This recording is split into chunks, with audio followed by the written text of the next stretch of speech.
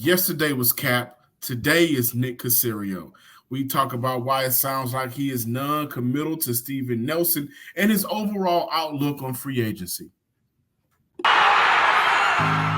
You are Locked On Texans, your daily Houston Texans podcast, part of the Locked On Podcast Network, your team every day.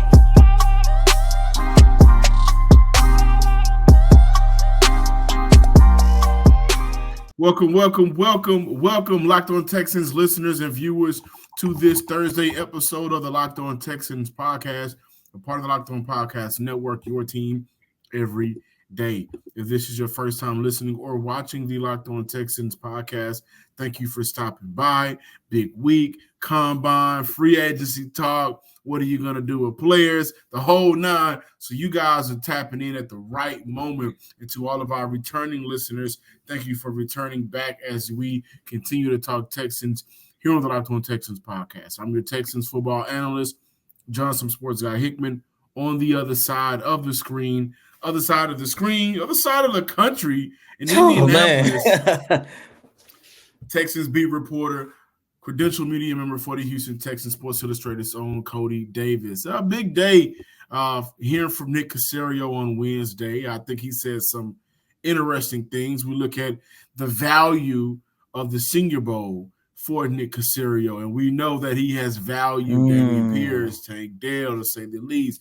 He's valued players from the Senior Bowl, right? I think you could find a great group of talent from the Senior Bowl. We look at Nick Caserio's overall outlook on free agency. And, I think it's important to, before we talk about Steven Nelson, just look at some of the bigger takeaways from Caserio during his press conference, right? He talked about working on building a roster, mentioned the amount of free agents on the team.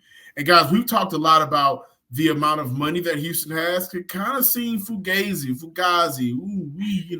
if you've seen Wolf of Wall Street, because they have a lot of spots to fill. Was it 25 free agents? It started off at 28. They signed some guys, so it may not be at 25, but over 20 players, 20 positions that they have to fill. One of the bigger comments that I thought that my biggest takeaway from one of the comments that he said was he mentioned the importance of continuity from year to year with regards to the coaching staff.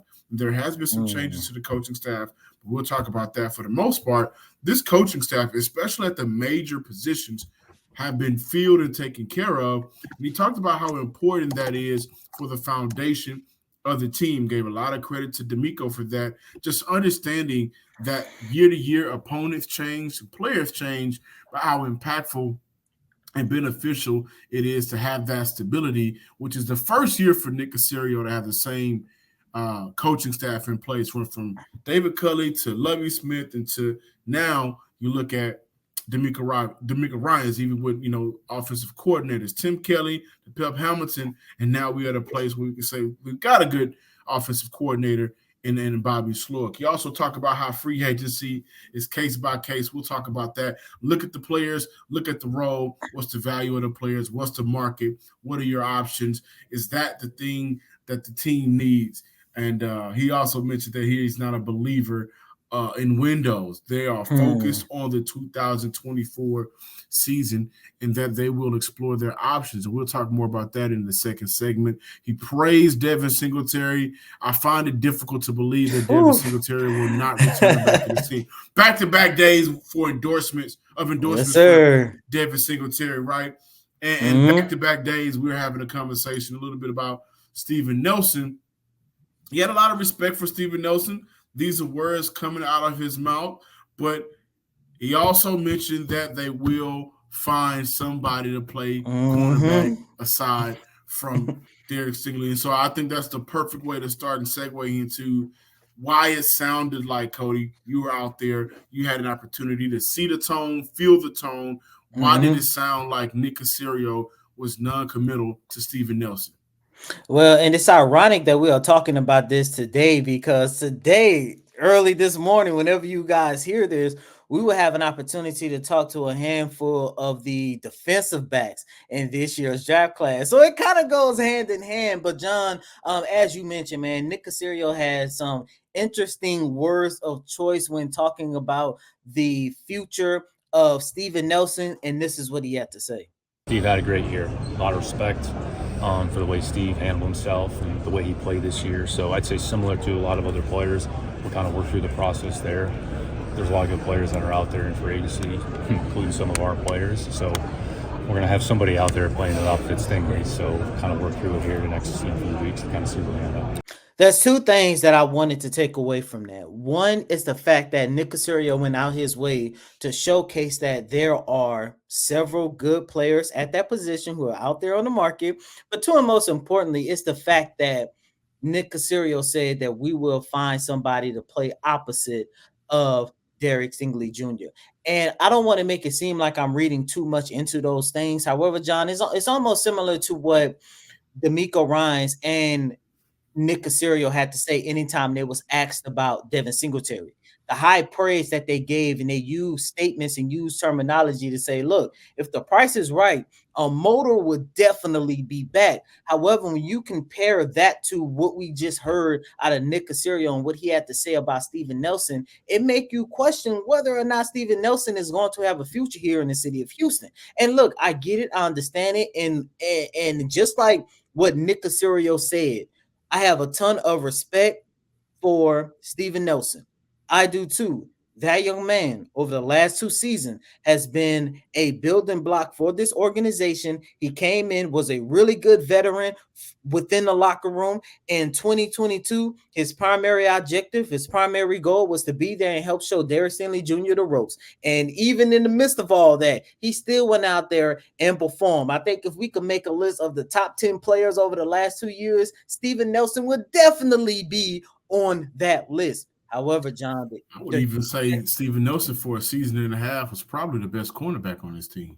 Oh, he was the best cornerback on this team. But John, this is one of those situations to where this is something you and I have talked about at the start of the 2023 season. If a lot of these young players like a Derek Stingley Jr., for the sake of this argument, start thriving, a lot of those veterans who signed those 1 or 2 year deals, they're going to be moving on, because if they were thriving, that means this team would have been, and they were, in a better position to compete and exceed the low expectations that they had. I.e., that's what Derek Stingley Jr. did. Now you are looking at a situation where it's like, okay, how can we continue to build upon this success? Going back to what Coach D'Amico Ryans said yesterday, his number one objective is to add depth and add talent at every single position, including cornerback. To me, I felt like if there was more emphasis of Steven Nelson returning to Houston, then they would have definitely talked about him more so in the present, unlike the past, like we just heard out of General Manager Nick Caserio. And plus, it also brings into light something you have been talking about. What is the realistic approach of the Texans using that 23 overall pick in order to draft one of the best defensive backs in this year's draft?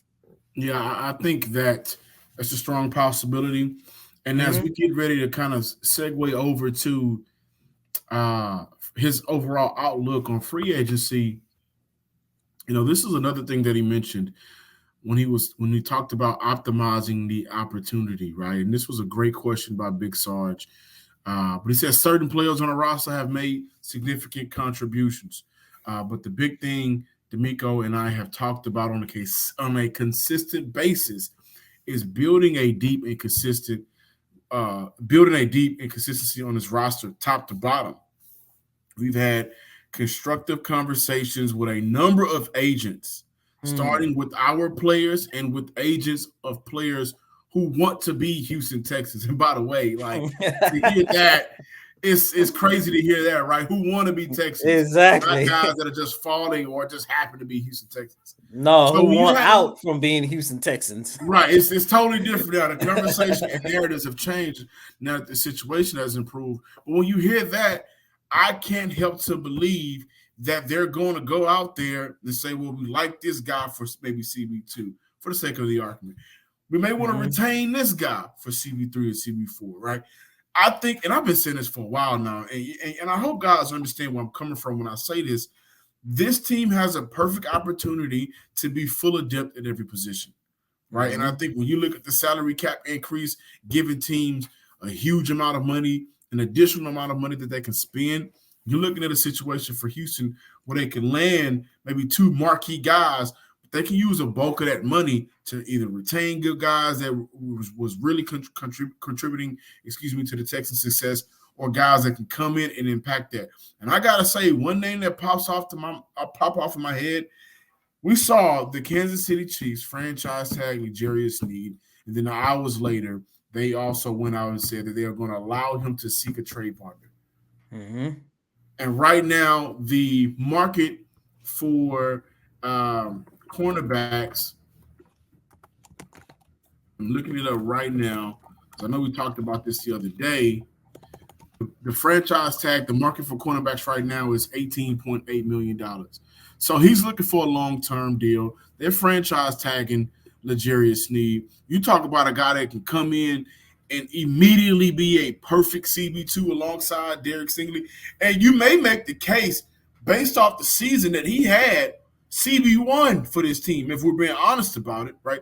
Sneed is that good of a player. Mm-hmm. And so that's what I took away from Nick Caserio. Whether or not he gets traded, who knows? But what did I say yesterday, guys? There's some conversations going on at that combine. Players are talking to players, agents are talking to teams, and we're going to see Houston, I think, do something that's going to shock a lot of people because they have not been in this situation. They shocked a lot of people last year during the draft, drafting CJ, but then immediately trading it for Will Anderson. But they got the cap right now with the increase in salary to where they can go out there and make some moves. And you're looking at a situation where now that need for cornerback is filled. And even though he's non-committal on Steven Nelson, I'm going to say this. For the right price, I would like Nelson back. Right? He wouldn't hurt to be your CB3, right? Or maybe, maybe not a nickel, but he wouldn't hurt to be a part of this team, guys. We've seen injuries hamper his team. He would not hurt to come back. But that's the thing, John. I don't think he will take a lesser role to come back. We're not. The Steven Nelson that I have gotten to know over the last 2 years, I really don't think he would be willing to take a lesser role. Because as we just alluded to, at times, you were CB1. And I'm pretty sure he was willing to take a step back once Derek Stingley Jr. got things involved. But there's no way in the world I can see him taking a role similar to what I've been saying since last week, a Shaq Griffin type of role. That would be best for him. And I think he would thrive in that. It would be best for the team. Yeah, it would be best for the team. But it's just one of those situations. It's almost like when we talk about George Fant. Like, there is no way in the world you're going to take a lesser role to return to the Texans. And don't get me wrong, George Fant definitely wants to come back. But at the same time, he wants what's best for his career. And I get it. And that's going to be the same thing for Steven Nelson as well. This show was sponsored by BetterHelp. What's the first thing you do if you had an extra hour in the day? If you can go from 24 to 25, would you go for a run, take a nap, read a book, go to the movies, or just enjoy your family and friends? A lot of us spend our lives wishing we had more time. The question is, time for what? If time was unlimited, how would you use it? The best way to squeeze that special thing into your schedule is to know what's important to you and make it a priority. Therapy can help you find what matters to you the most so you can do more with time. If you're thinking of starting therapy, give BetterHelp a try. It's entirely online, designed to be convenient, flexible, and suitable to your schedule.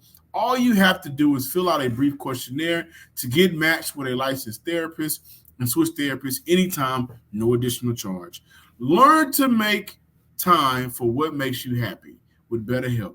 Visit BetterHelp.com/lockedon today to get 10% off your first month. That's BetterHelp, HELP.com/lockedon.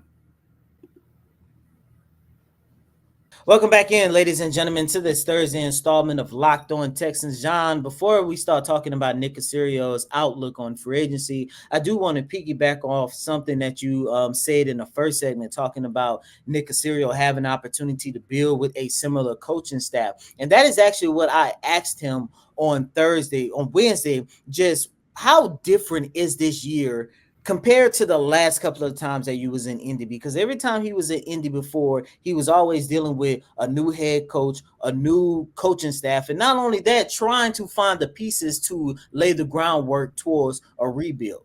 You don't got to worry about that this year. And this is what he had to say about working alongside Coach D'Amico Ryans in year 2.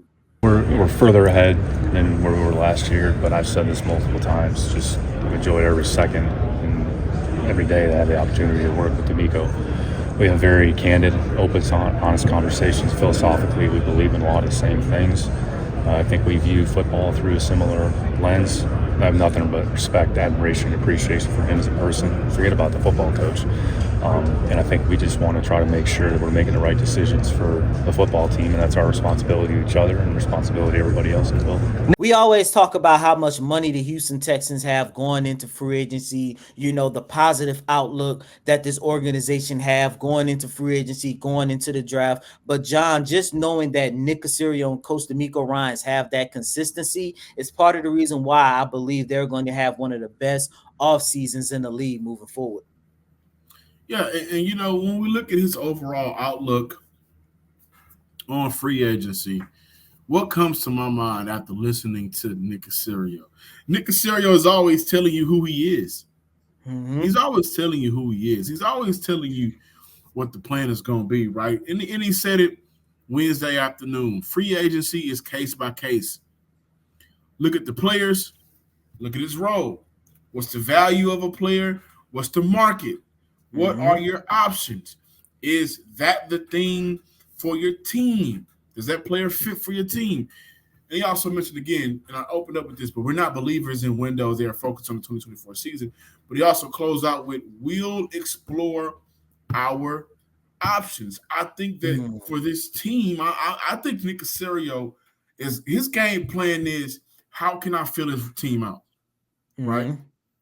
Can we say that this team was not necessarily filled out properly last year, or better yet, was it a top-heavy team? I think we can say that, right, for the most part. And then when we saw injuries kind of kick in, that made it worse, which is why you can say C.J. Stroud had the greatest rookie season for a quarterback of all time because of the adversity he had to deal with. But when you look at the amount of money that this team will have, nearly $70 million before any contract structures, restructuring, or any cuts, they're going to look to bring in players that may not be tier 1 guys. You're going to get some tier 3 guys in here that, as a talent-wise, they're going to say, well, you fit with our coaching staff, and our coaching staff can maximize your potential here. Even with some of the guys that are already on the roster, like some of the rookies coming into their second season or maybe third season guys. But I think his outlook right now is, who's out there on the market that fit our scheme? Schematically, do you make sense for us? Defensively, are you a guy that D'Amico says, I can work with you? Hey, Nick, this guy here, he may be a tier 1 player. He may be the top dollar player. Case by case, this is one of the cases where he fits what we want to do. Case by case, this may be a case where maybe other teams are overlooking this player in terms of impact, but I believe if he comes in, he could be a damn good a second, a third safety for us, right? Somebody that can be versatile, somebody that could potentially take over if our starting guys are not necessarily working out. Who that may be, I don't know. But I think that this is the year we're going to see the Houston Texans walk out of free agency and a draft with a fuller roster, a more complete roster. I think that's what him and D'Amico is working on right now. And to piggyback off that statement really quick, John, and I know we're talking about free agency, but yesterday at the Combine, we had an opportunity to talk to the defensive linemen and the linebackers. And the one thing I've noticed, every time there was a prospect who revealed, I had an opportunity to meet with the Houston Texans, rather informal or formal. The one thing that I noticed is D'Amico, Nick Caserio, and everybody else who's running these meetings, they're going out their way to show these players, this is what we expect from you. And every time I asked a prospect, what can you share about that? They will always say how they explain what it means to play with that swarm defensive mentality. And that says a lot because it's showing you that they have a standard where they want their players to be. And within that standards, if you meet that, they're going to do anything and they possible. Are communicating that. Yes, and they're communicating with it. And it focus. also goes hand in hand to what later on in the day, Big Sarge had asked Nick Caserio, hey, can you explain in a little bit more detail in year 2 what is the Houston Texans culture? Now pause. We, for the longest, reporter, fans, whatever, we have always questioned, what do you mean by Texans culture?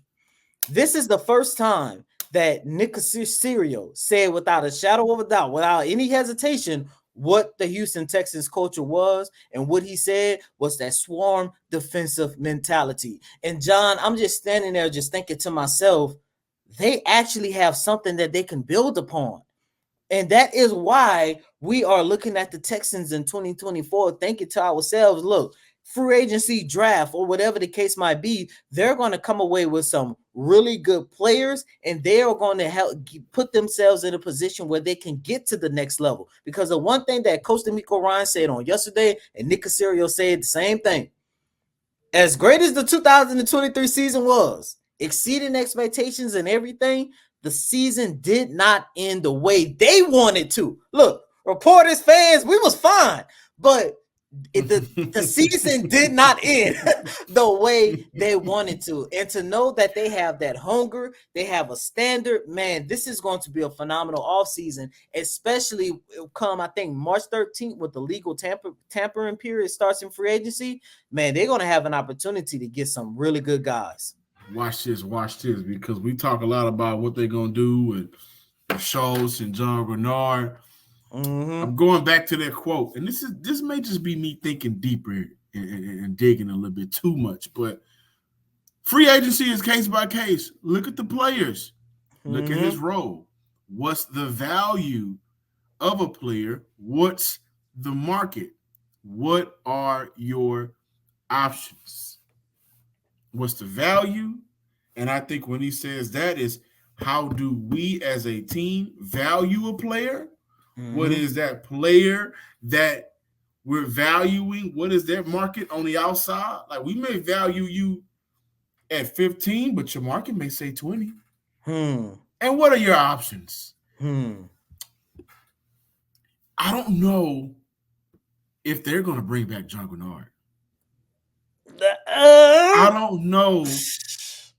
I think that Dalton Schultz, what's the market? What's the value? Whatever.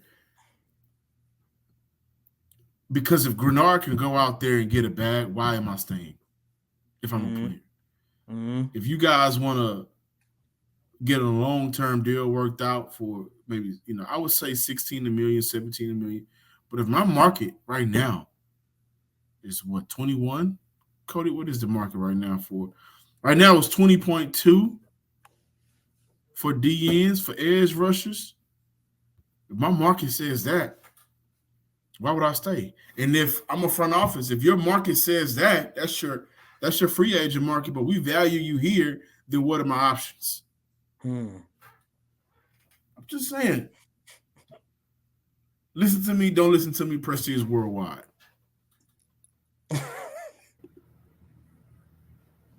Get buckets with your first bet on FanDuel, America's #1 sports book. Right now, new customers get $150 in bonus bets with any winning $5 bet. That's $150 if your bet wins. Bet on all your favorite NBA players and teams. Don't bet on the Rockets, but bet on all of them. Find another favorite team. You can bet on quick bets, live same-game parlays, exclusive props, and more. Just visit FanDuel.com/lockedon and shoot your shot. Official partner of the NBA. Make sure you visit FanDuel.com. Welcome back in, Locked On Texans listeners and viewers. Before we talk about how Nick Caserio values the Senior Bowl, I do want to give you guys some Texans news. The Houston Texans did sign former Cardinals linebacker coach and defensive coordinator Bill Davis as their new linebackers coach, replacing Chris Kiffins, who interviewed for the Lions linebacker coach not too long ago. He's not on the staff anymore. He was requested to be the defensive coordinator for the Dolphins. But I do want to mention that under Bill Davis, you look at Carlos Dansby, uh, and most notably Jordan Hicks, who really surged under his tutelage. And so I think that's a good hire for the Houston Texans. Raw White will officially be their defensive line coach. So now you're looking at two new guys that can come in.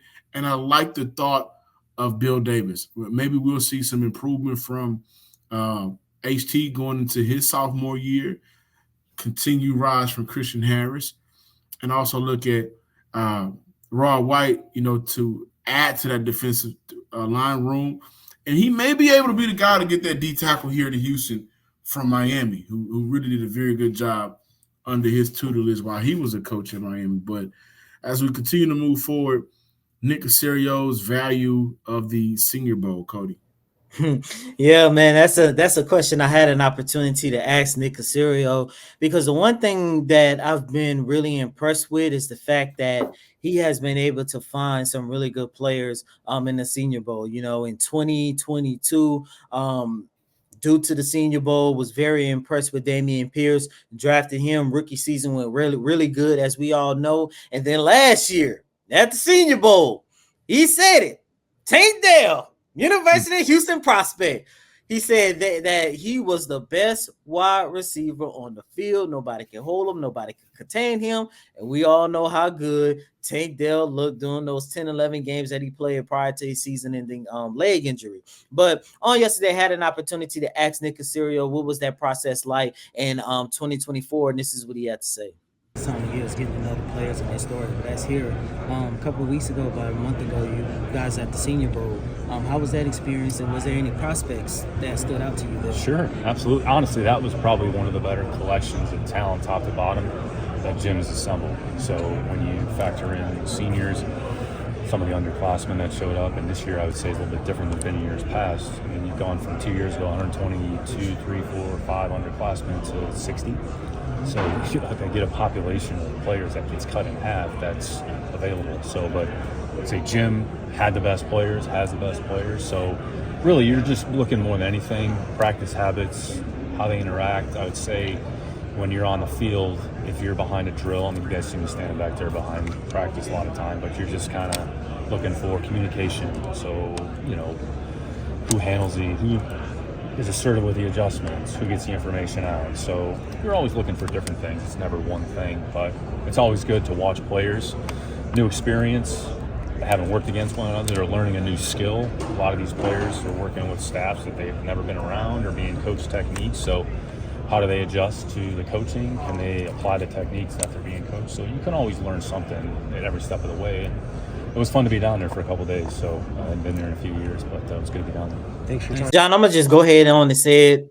I can't wait to see who is going to be the next prospect that Nick Caserio is going to get who participated in the Senior Bowl, because that's one thing that I've always gave Nick Caserio credit for. It didn't matter if it was at the top of the draft like a Derek Stingley, CJ Will, if it's somebody from the Senior Bowl like Pierce or Tank, or if it's one of those undrafted free agents, some guy that just need another opportunity, i.e. Khalil Davis. The one thing that I've always given Nick Caserio is the fact that he has an eye for talent, and his football mind has brought some really good young pieces to this organization. It's part of the reason why we're sitting here looking at the Houston Texans the way we do in 2024.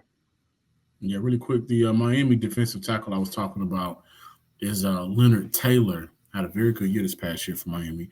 If you would guess a Senior Bowl player prospect that would be a Houston Texan, who would it be? That's a really good question. But me personally, from the Senior Bowl, I'll probably have to go with Anais Smith, the wide receiver from Texas A&M. Look, you already got your two wide receivers in Tank Dell and Nico Collins, and we talked about it on yesterday, man. Coach D'Amico Ryans wants to add depth talent at every position, especially when you take a look at that wide receiving unit. His number one thing is to add a wide receiver who creates separation. And go back and you take a look at Smith's tape. He is one of the top wide receivers, in my opinion, who can go out there and create separation between him and his defenders. I think he has the tutelage. I think he has the skill set to be able to be this team's, primary slot receiver. So I like Smith out of Texas A&M. I think Roman Wilson, kid from Michigan, wide receiver. You look at a guy that can get open and win on the outside or inside, mainly on the inside. I think Roman is a guy. I think Theo Johnson, honestly, who met with the Houston. Both of those guys met with the Houston Texans, but met with the Houston Texans again. I think how I'm looking at this tight end position right now, and I have no confirmation, but just based off of what I've heard, I think the Houston Texans can get better at that position. At that position by getting younger and maybe getting a little bit more athletic. So I think those would be the two guys that I think for Houston they would really value. And then T. Sweat, the big homie out of UT, man, he just big wrecker, right? Not at 23, but if you go with maybe a Murphy at 23, I don't think you need to draft Sweat. So I think Houston can go a bunch of different ways, but if I would have to put my money on any of the players, it would be Roman Wilson or Theo Johnson. Also, by the way, I forgot to mention this. So Nia Smith also met with the Texans during the Senior Bowl as well. He did. Thank you guys for watching this episode of the Locked On Texans podcast. Be sure to subscribe, like, and comment on YouTube and wherever you listen to your podcast. Give me a follow on Twitter at John_Hickman12. And as always, I'm your host, Cody M. Davis. Please remember to follow me on Twitter at CodyDavis_24. Once again, that's Cody, COTYDAVIS_24. Until next time, ladies and gentlemen, peace.